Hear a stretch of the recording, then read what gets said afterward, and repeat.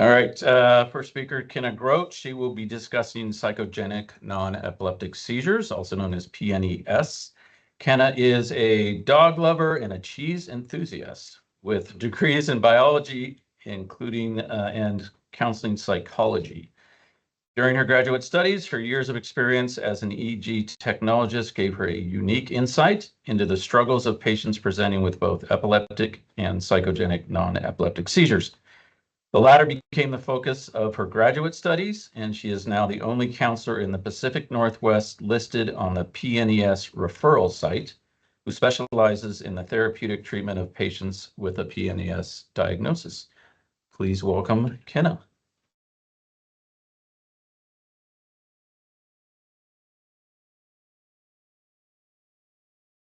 Good morning, everyone. Yeah, are you guys excited? I'm ready, right? 9 a.m. epilepsy conference. I'm also happy to just talk about cheese or dogs if you'd like to do that instead. So today we're just going to cover what is PNES, how can it present, what are certain risk factors, if you are a family member or someone around, what are the better ways to respond, and some resources. And some of you may know what PNES is. This may be a completely new thing, and I hope that either way, that even if you know what it is, you take something away from it and learn something. So again, my name's Kenna Groat. I am a professional counselor associate registered in the state of Oregon and Washington. I am gaining my hours towards licensure. My supervisor is Audra Lee. And how and why did I become so interested in PNES? Kevin spoke to that a little bit. I am an EEG tech.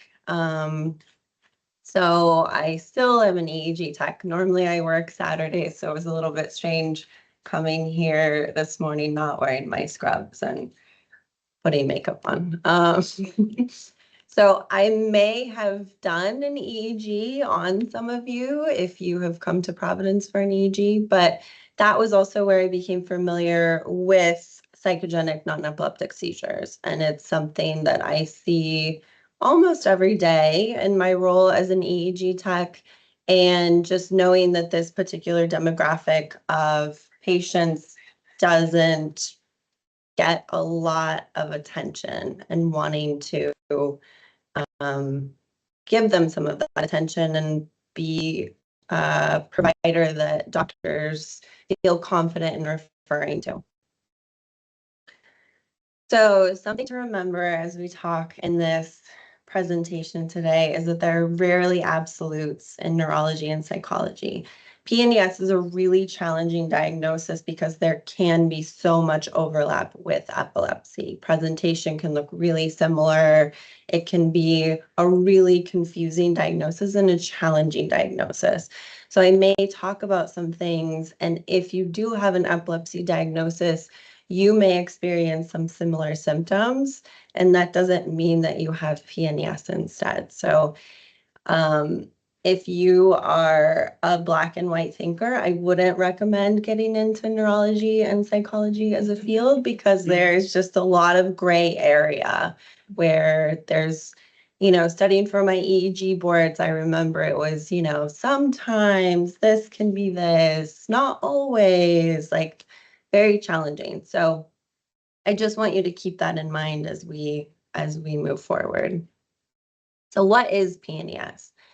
So PNES, or psychogenic non-epileptic seizures, is a physical manifestation of stress, trauma, or anxiety that may present like an epileptic seizure, but it does not produce any epileptiform activity on an EEG, which means someone may be presenting with shaking or convulsing, and you hook them up to an EEG, but their EEG brainwaves remain normal. There's not the abnormal brain activity. So a way that I like to explain it to patients is like an epileptic seizure is a seizure that's occurring in your brain, and a non-epileptic psychogenic seizure is one it's more like a body seizure. It's this kind of, your body is producing these symptoms because you maybe aren't sure how to cope or deal with a certain situation. And so it's kind of like your body is crying out for help. So I have this video, if it will play. Let's see. And then what? Enable content. That's what I need. Oh, sorry. So this feels like an important video to include because it's a good perspective from patients that experience this. It all started with a faint. We had the ambulance come and they took me into hospital to check me over. And then that's when I started to have proper seizures. Before I had seizures, it's pretty much just your average 12-year-old in school, hanging around with friends, thinking I was really cool when I wasn't. I felt like this was like the happiest I've ever been. And I was so looking forward to starting college. Then like the next day I woke up with a really bad stomach pain and I just had my first seizure.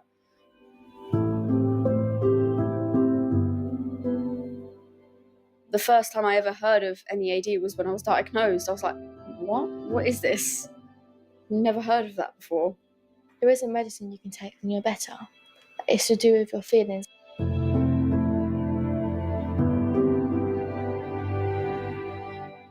broke my heart. I was no longer the person that I wanted to be. I felt very isolated and it made me feel very stressed. I have lots of different types of seizures. So a classic convulsion seizure, blackout seizure, which just looks like fainting or passing out. Silent seizures, ones where they're very violent and I kick out. So my vision goes really weird.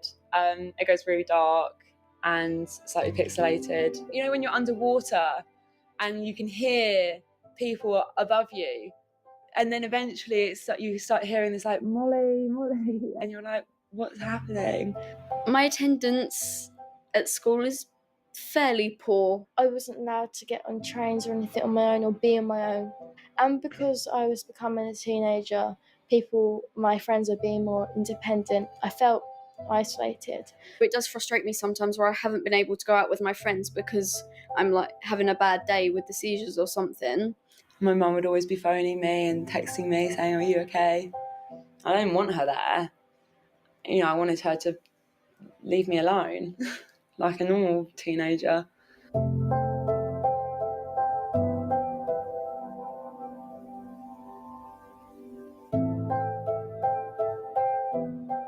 First of all, they thought it was a brain tumour, and then they thought it was epilepsy.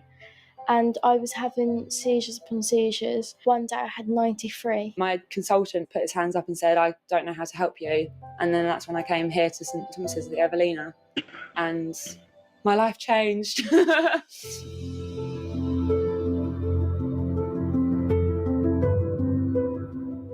felt safe. I felt like they genuinely wanted to help me. I was basically just a robot almost, like a machine. Just emotions are icky, they're messy, I don't do them, like I'm shut off from the world. I was thinking, I don't want to tell anyone. I was embarrassed because they might think like seeing a psychologist, like you're going crazy. Well, I was very definitely a big skeptic going into my first psychologist meeting, but you've got to work your way through it. She suggested why some of the things I do and the things I feel might be happening. I've learned to talk to people because I used to hold everything in and I would just bottle it up, and then the way I do it was I was slowed with the seizure. I feel like dancing helped me because I can express my feelings through dance, especially during ballet, and I thought it let my feelings go and I felt more happy. Going to the gym makes me feel so good. It just gives me that sense of control. Drama for me it's definitely one of the best things I could have possibly gotten interested in, because it's so freeing. Like, you don't have any of your problems at that time, and it's like you can forget all about that and you can just be that person in that moment and you don't have to worry about anything. I think the most important thing to do is accept the fact that you've got NED and it will be okay. It's who I am now, and it's something that I need to, and I have accepted. I'm not alone in this. Somebody else has gone through this and they know how I'm feeling. It's just very, very comforting. Everything will be okay. If you have great support, then So you'll be again, that video felt really important to include because I think it really captures what the experience of patients can be like. And again, maybe you identify with some of that. I think that there can be, again, a lot of overlap in that experience with patients with epilepsy as well. And once your seizures, get under control with medications and things like that, that you can also have the experience and it's not a hopeless diagnosis. It also felt important to include if there are any clinicians here to be sensitive to how you deliver the information. They referred to it as non-epileptic attack disorder, which is a more common name for it over in Europe. Sometimes here, pseudo seizures is still used. And if you are a clinician here or watching this later on, I would really implore you to try and get away from that term. It's a very antiquated, very pejorative term, and patients will hear it and they hear pseudo seizures and they think, oh, you think I'm faking this. And if you are a patient, please know that that's not what they think. That's the term that they were taught in medical school or things like that. And you just haven't learned that psychogenic non-epileptic seizures is the more appropriate current term. So some statistics about PNES. So it's estimated that about 20 to 50% of patients in an EMU, an extended monitoring unit, have PNES.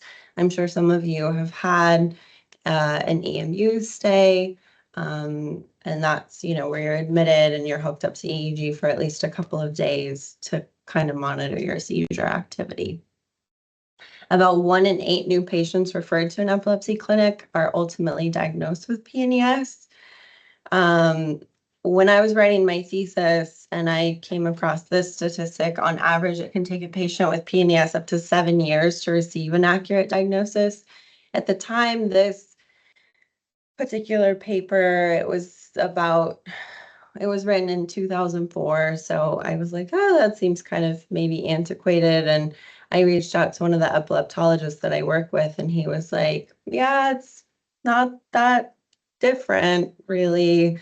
And we'll talk a little bit more about why that can happen. But it can be really frustrating to be kind of lost for that amount of time. And then there's only 23 out of 50 states currently have therapists listed that specialize in the treatment of PNES. And therapy is considered the treatment for PNES. So PNES kind of falls under what's referred to as like a borderlands diagnosis. So someone presents to the hospital, they're having seizure activity, they get hooked up to EEG, the EEG is normal, the ED doctor, the neurologist is like, these aren't epileptic seizures, you need to go see a therapist. And that can be confusing, they're like, you have pseudo seizures or you have PNES, and the patient's just kind of like, what? They go see a therapist, they might have an event or symptoms in a therapy office. The therapist is not familiar with it as well. And they're like, oh my God, you're having a seizure. You need to go back to the hospital. And so it's kind of this very back and forth, and it can leave the patient feeling really frustrated and really lost, which can also contribute to that 7-year timeline of receiving an accurate diagnosis. So presentation. So again, remember that slide about there's no absolute. So this is kind of where, as I'm describing this, if you have been diagnosed with epileptic seizures, you might notice some overlap. So presentation is it can be triggered by stress. Sometimes it can be right in the moment, or it can be after, which can be confusing. Someone might feel like, oh, I was just hanging out on my couch and I started having symptoms. It can be kind of this delayed response because you're trying to relax. but your sympathetic nervous system or your fight or flight response is like, we have to be ready for imminent danger. And then you may have an episode or symptoms. It can be abrupt, but usually it has a little bit more of a gradual buildup. There might be some hyperventilation before, which can kind of mimic like a panic attack. Staring and dissociation can be a type where someone's there, but they're not really responding, just staring off. Generally, a pretty telltale sign is their eyes will remain closed during like shaking or an episode, and they may resist eye opening. If they are convulsing, it's more of a irregular pattern. I have some videos to show examples, so I'm not flopping around up here on the page trying to explain it to you. There can be pelvic thrusting, and usually there's more of like a stop and go pattern where they might do it for a few seconds, it stops, and then it starts up again. There usually is a prolonged clinical manifestation. It can usually last maybe more than 5 minutes. Again, that's not always the case. Sometimes it can just be a few seconds or a minute, but there's usually a little bit more of a prolonged clinical manifestation. They are often able to respond during the event, or if they aren't able to respond, when they do finally kind of start to come back around and you ask them, like, were you able to hear me? Like, they can usually at least say, like, yes, I could hear you. And like the woman said in the video, it's common to kind of sound like you're underwater, far away. That's a common presentation. There's generally a lack of a clear like post-ictal period, and there's more of a quick return to baseline where they're kind of back to normal a little bit faster than you would expect if someone were having an epileptic seizure. And then it also doesn't respond to anti-epileptics. So someone gets prescribed Keppra and they come back and they're like, I'm having more events, or I'm having the same amount of events. And if your neurologist or epileptologist is trying different medications and nothing's working, like that's usually also a pretty good indicator that it's PNES. So this is what it can kind of different variations of what it can look like. This is a kid. So you notice like kind of the jerking, it's a little bit more irregular. It's not super rhythmic. And then he kind of stops and starts again.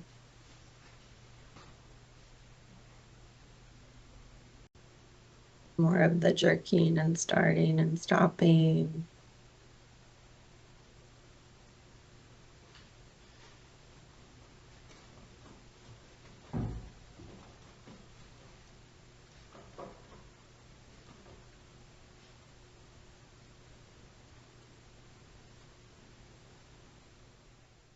And then in this video,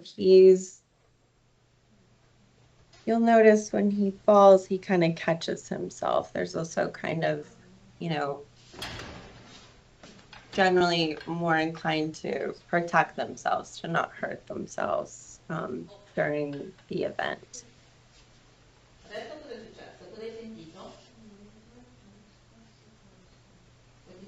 And then this example shows a little bit more kind of more dramatic of how it can present.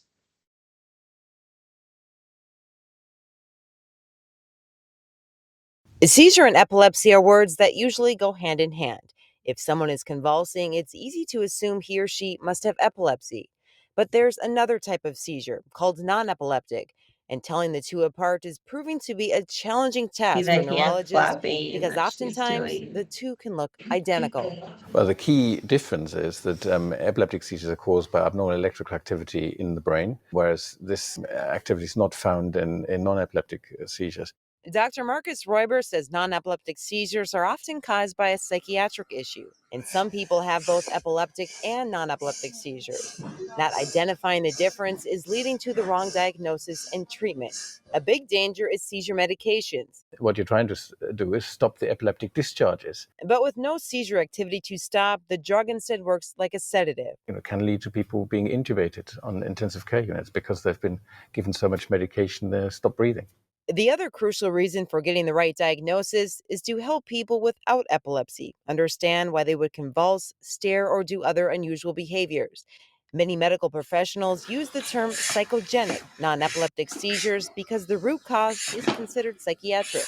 That is a complicated term. Patients often find it upsetting or weird because to them, the problem feels physical. Epilepsy is caused by a number of things, including physical trauma that leaves permanent damage to the brain. But it's psychological trauma, which often leaves an emotional scar that can lead to non-epileptic seizures. A history of trauma, especially sexual trauma. In a traumatic, stressful situation, Dr. Roiber says people don't form memories in a normal way. So often they end up with bits of memories that can be quite disjointed. The carpet, the color red, a smell. When a person experiences this trauma, a seizure is the body's way of expressing what the mind cannot. It's like the seizure happens instead of the panic attack. The person, in a way, has an altered state of consciousness and is in distress. Dr. Rosa Michaelis is a neurologist at Herdecke, a hospital in Germany, and she has a special interest in non-epileptic seizures. She and Dr. Roiber are part of the International League Against Epilepsy's Psychology Task Force. Roiber says some people with non-epileptic seizures don't lose awareness of their surroundings, although others often do. That is one of the factors, actually, that is causing people to think of non-epileptic seizures as faked, because they can't get their head around an unconscious process that can somehow leave you in a state where you can still respond to your environment. Non-epileptic seizures are most commonly diagnosed between the ages of 15 to 35, and 2/3 to 3/4 of patients are female. Dr. Michaela says non-epileptic seizures require psychiatric help.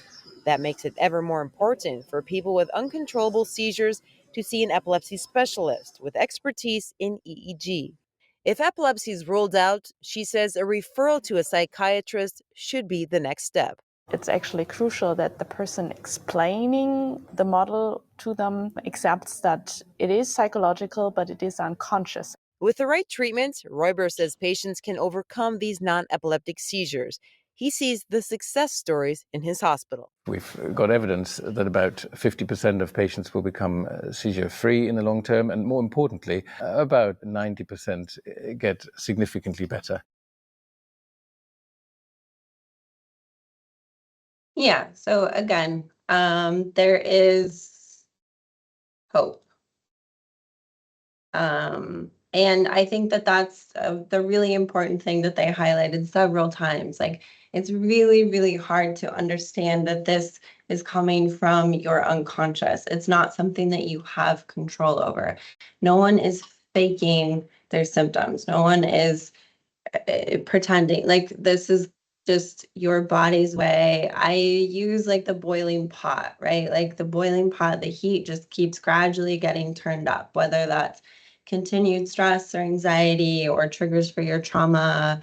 And eventually, like, the lid on the pot is bubbling and spurting, and then the heat gets hot enough that the lid comes off and things come out sideways, and that's when the PNES symptoms or events happen. So risk factors. Again, just because somebody might have some of these does not automatically mean that they have PNES. But anxiety and or depression, stress, PTSD, a history of abuse and neglect. It can also be traumatic experiences that are more acute, like a death of a loved one, financial struggles, just that overwhelm and like you're not sure what to do. Interpersonal or family conflict, co-occurring medical illness or medically unexplained symptoms. And then with kids, you know, a risk factor for them can be bullying or difficulties in school, along with the rest of these risk factors. So if you are a family member, if you're a clinician, how is the best way to kind of respond to these?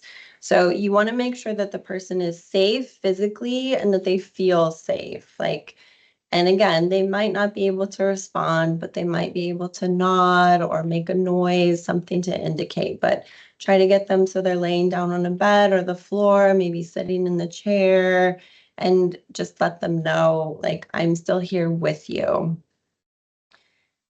Calming, grounding responses, try and have them do some deep breathing, some grounding exercises, maybe ask them to find things that are specific color in the room, and some orientation questions. Like, can you tell me what your name is? Can you tell me where you are?